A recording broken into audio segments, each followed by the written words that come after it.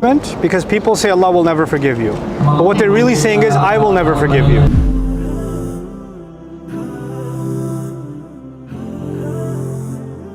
Assalamualaikum guys. Hey, assalamualaikum.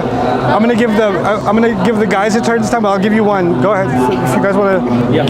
Yeah. Alright, so when you're talking about like giving the customer like an upgrade, Yeah. like because usually like the tests come from the outside, but what if it's like inside, like internal, like how, for example, like when you did something really bad that you're really unsure, how do you can actually forgive yourself, because sort of like you did something long time ago and now you're like your past caught up with you and you just think like everything is messed up because of what you did.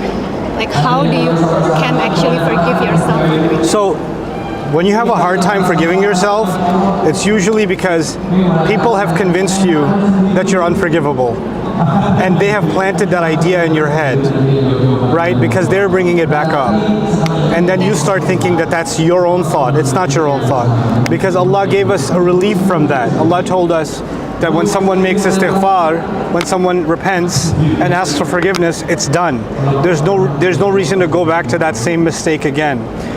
Even something as serious as murder, like in the case of Musa alayhi salam, when he accidentally murdered someone, immediately he asked for forgiveness and immediately Allah forgave him. And it's not because he was a prophet, because he wasn't even a prophet yet when that happened. So that was for every believer, right? So what happens is we start underestimating how much Allah forgives. And we start thinking people's judgment, because people say Allah will never forgive you. But what they're really saying is, I will never forgive you. So we confuse people's judgment with Allah's judgment. And then we make that our own judgment. If Allah won't even forgive me, how can I even forgive myself? That is true. Right? So you have to detox from that with the word of Allah. The word of Allah is telling you, when you made a mistake, yes, and people will bring it up, and people will use it against you, like Fir'aun used the killing against Musa. But that doesn't mean Allah didn't forgive. You have to be clear about your relationship with Allah, separate from your relationship and your comments from people. Even though like the person cannot forgive you, so like. And we're going to talk about forgiveness in the 4th episode. Not the 3rd one. The 3rd one's about jealousy, but the 4th one will be about forgiveness. Yes, yes. This young man over here. Yeah, young man, the millennials. You always mention about the modernity, right? Yeah. How we deal with the modernity. If we, the millennials, wants to,